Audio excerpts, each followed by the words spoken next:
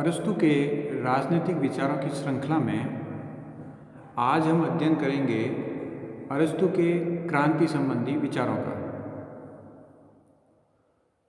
प्राचीन काल से ही क्रांति की अवधारणा समाज में और राज्य में राजनीतिक विचारकों के लिए एक अति महत्वपूर्ण अवधारणा रही है और प्लेटो और अरस्तु के समय से लेके और वर्तमान तक भी क्रांति के कारणों और उसके निराकरण के उपायों पर निरंतर विचार विमर्श चल रहा है। अरस्तु ने क्रांति के संदर्भ में जो अपना मंतव्य दिया वह आज भी कई मायनों में महत्वपूर्ण है और उसके विचार से आज के राजनीतिक विज्ञानी भी काफ़ी हद तक सहमत दिखते हैं। सार रूप में कहें तो अरस्तु के अनुसार क्रांति का मूल कारण असमानता है, विषमता है। जिस समाज में असमानता या विषमता बढ़ती है वहाँ पे क्रांति होने की संभावनाएं प्रबल हो जाती है। अरस्तु के क्रांति के विचारों के अध्ययन में सर्वप्रथम हमारे लिए आवश्यक है कि हम ये समझें कि अरस्तु का क्रांति से तात्पर्य क्या है। प्रथमतः उस काल में विस्तृत राज्य नहीं होते थे, छोटे नगर राज्य होते थे और सत्ता परिवर्तन और हस्तांतरण उतनी बड़ी चीज़ नहीं होता था जितनी कि वर्तमान राज्यों में है। अतः अरस्तु का तात्पर्य क्रांति से एक न केवल यह है कि सत्ता का परिवर्तन हो जाना, बल्कि वह मुख्यतः मानता है कि क्रांति का तात्पर्य है संविधान में भी परिवर्तन। तो अरस्तु के अनुसार संविधान में होने वाला संशोधन, परिवर्तन जनतंत्र द्वारा धनिक तंत्र, धनिक तंत्र द्वारा निरंकुश तंत्र या निरंकुश तंत्र के स्थान पर जनतंत्र की स्थापना, ये सभी राज्य में क्रांति के प्रमुख लक्षण हैं। इसके पश्चात सिनक्लेयर ने अरस्तु की अवधारणा को विस्तृत करते हुए और उसको समझाते हुए कहा है कि राज्य और समाज में क्रांति का प्रमुख कारण अन्याय और द्वेष है। राज्य के नैतिक आधार परस्पर प्रेम और न्याय है। जब इनका उन्मूलन होता है तो समाज में क्रांति के लक्षण उत्पन्न होने लगते हैं। अब हम ये देखें कि समाज में ये अन्याय और द्वेष आता है तो इसका एक प्रमुख कारण है समाज में और राज्य में समानता का पतन होना। जब समानता आपस में समाप्त होती है, धीरे धीरे अन्याय बढ़ता है तो विद्वेष बढ़ता है और वह क्रांति का मार्ग तैयार करता है। इससे फिर राज्य विभिन्न गुटों में विभक्त हो जाता है और आपसी संघर्ष शुरू हो जाता है और उसके पश्चात नया शासक वर्ग और नया संविधान अस्तित्व में आता है। अरस्तु ने क्रांति के कई प्रकार बताए हैं। मुख्यतः 5 प्रकार हैं, जैसे कि पूर्ण क्रांति और आंशिक क्रांति, रक्तहीन क्रांति और रक्तपूर्ण क्रांति, वैयक्तिक क्रांति और अवैयक्तिक क्रांति, जनतंत्रीय धनिक तंत्रीय क्रांति और जननायकीय क्रांति। तो पूर्ण और आंशिक क्रांति से तात्पर्य है कि जहाँ संविधान में संशोधन हो गया और सत्ता में परिवर्तन नहीं हुआ तो वहाँ पे वो आंशिक क्रांति होगी, परंतु सत्ता में परिवर्तन, संविधान में परिवर्तन, दोनों चीज़ें हो जाती है, सामाजिक, आर्थिक, राजनीतिक तत्वों में परिवर्तन आ जाता है तो वह पूर्ण क्रांति होगी। इसी प्रकार रक्तहीन क्रांति का तात्पर्य बिना रक्तपात के और रक्तपूर्ण क्रांति का तात्पर्य हम समझ सकते हैं कि जहाँ युद्ध, लड़ाई झगड़े, हिंसा द्वारा समाधान होता हो। वैयक्तिक क्रांति और अवैयक्तिक क्रांति का तात्पर्य यह है कि जहाँ पे क्रांति का उद्देश्य किसी व्यक्ति या दल से राजनीतिक शक्ति छीनकर संविधान में परिवर्तन करना हो तो उसे व्यक्तिगत क्रांति कहते हैं। और जहाँ क्रांति का उद्देश्य बिना राजनीतिक शक्ति छीने संविधान में परिवर्तन करना हो, उसे हम अवैयक्तिक क्रांति कहते हैं। इसी प्रकार जनतंत्रीय शासन की स्थापना और उस जब हो जाती है तो उसे जनतंत्रीय क्रांति कहते हैं। और इसी प्रकार एक जन नायक जब क्रांति द्वारा सामाजिक व्यवस्था में परिवर्तन, राजनीतिक व्यवस्था में परिवर्तन कर देता है तो वह जन नायक की क्रांति कहलाती है। क्रांति के कारण अरस्तु ने दो मुख्य कारण बताए हैं क्रांति के, एक तो सामान्य कारण और एक विशिष्ट कारण। सामान्य कारण जैसा कि हमने पहले बताया कि मुख्यतः विषमता और असमानता है। अब वो समानता भी दो प्रकार की बताता है, एक तो संख्यात्मक समानता और दूसरा योग्यता संबंधी समानता। तो अरस्तु के अनुसार योग्यता संबंधी समानता का तात्पर्य आनुपातिक समानता से भी है। जब मनुष्य इस बात पे सहमत होते हैं कि निरपेक्ष न्याय योग्यता के अनुपात में होना चाहिए, किंतु व्यवहारिक क्षेत्र में योग्यता के प्रश्न पर मतभेद रहते हैं।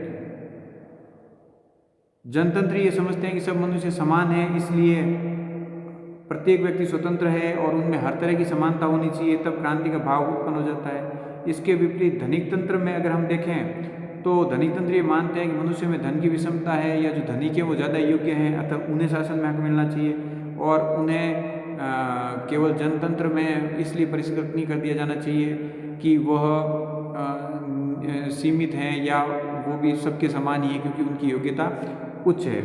तो इन दोनों विरोधाभासों के कारण क्रांति की संभावना रहती है।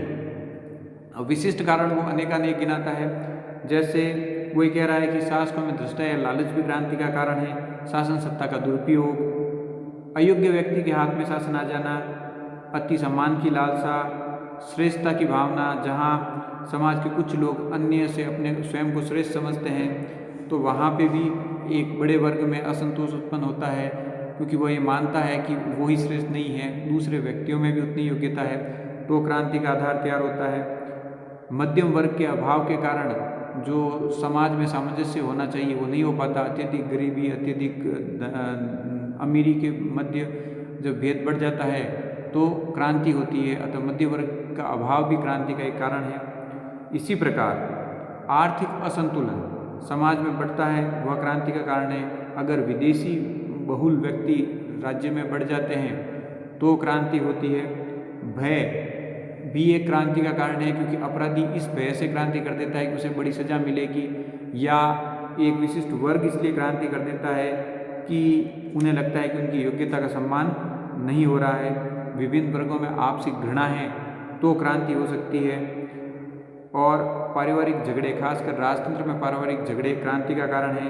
इसी प्रकार शासक वर्ग असावधानीवश या गलती से ऐसे व्यक्तियों को ऊंचे पद प्रदान कर देता है जो धूर्त हैं, भ्रष्ट हैं, तो वो फिर उसी के खिलाफ विद्रोह कर देते हैं, क्रांति कर देते हैं। अगर राज्य भौगोलिक स्थिति से विभिन्न हिस्सों में बंटा है तो वो भी एक क्रांति का कारण हो सकता है।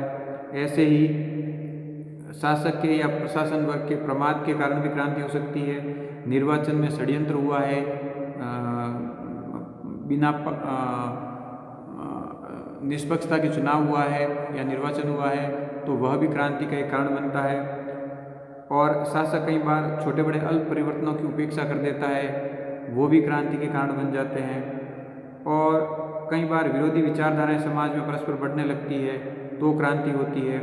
और अरस्तु ये भी कहता है कि कई बार छोटे बड़े कारण होते हैं, जैसे कि प्रेम और विवाह संबंधी इश्यू, मुद्दे, जो भी क्रांति के कारण बनते हैं। हालांकि ये चीज़ें प्राचीन काल में ज़्यादा उपयोगी थी कि प्रेम और विवाह के कारण देशों के मध्य क्रांति हो गई या देश के अंदर क्रांति हो गई। इसी प्रकार वह कहता है कि राज्य के एक वर्ग में अत्यधिक असाधारण वृद्धि हो जाती है तो भी क्रांति होने की संभावना रहती है।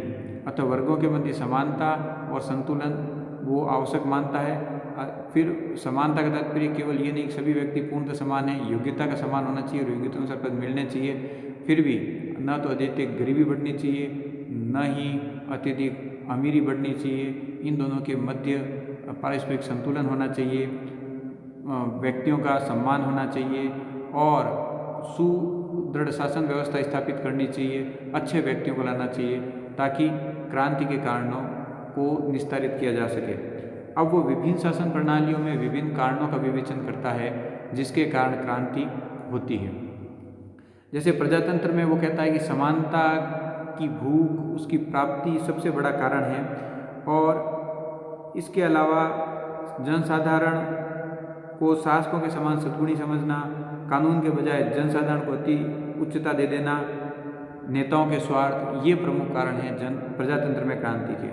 धनिक तंत्र में 2-3 कारण बताता है कि जैसे धनिक तंत्र में क्रूर और निरंकुश शासन स्थापित हो जाता है, धनिक वर्ग में आपसी शत्रुता है और शासक वर्ग फिजूल खर्ची करता है, आर्थिक समृद्धि के कारण मतदाताओं की संख्या में वृद्धि हो जाती है, तो धनिक तंत्र में क्रांति की संभावना रहती है।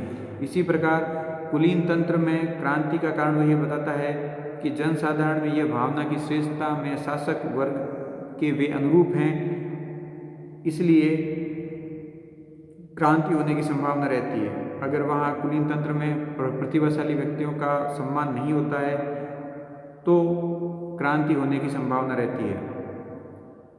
कुलीन तंत्र में सबसे घातक शत्रु अरस्तु इस विधान में उपस्थित धनिक तंत्र के तत्वों को मानता है। निरंकुश तंत्र में क्रांति का सबसे बड़ा कारण उत्पीड़न और अत्याचार है, तिरस्कार है।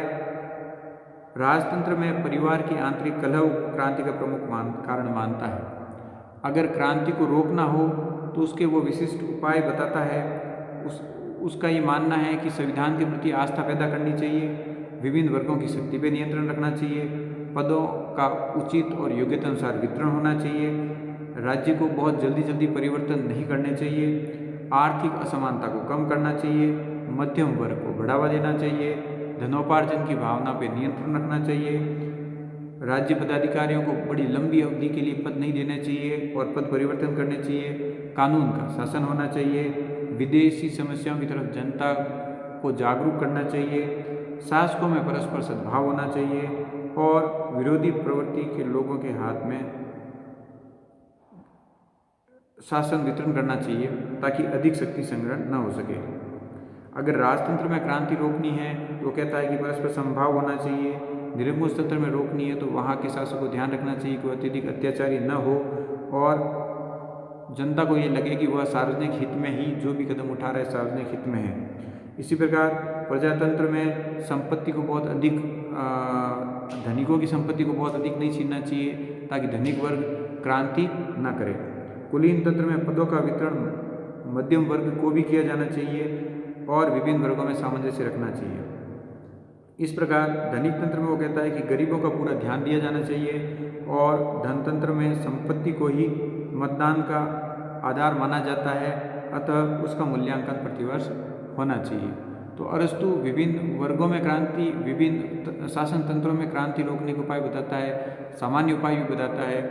कुल मिला के अरस्तु की क्रांति की अवधारणा से हम ये कह सकते हैं कि समाज में समानता हो, न्याय की स्थिति उत्पन्न हो, विभिन्न वर्गों में परस्पर सामंजस्य हो, मध्यम वर्ग का अस्तित्व बना रहे, योग्यता का सम्मान हो, तो क्रांति की संभावनाएं कम की जा सकती हैं।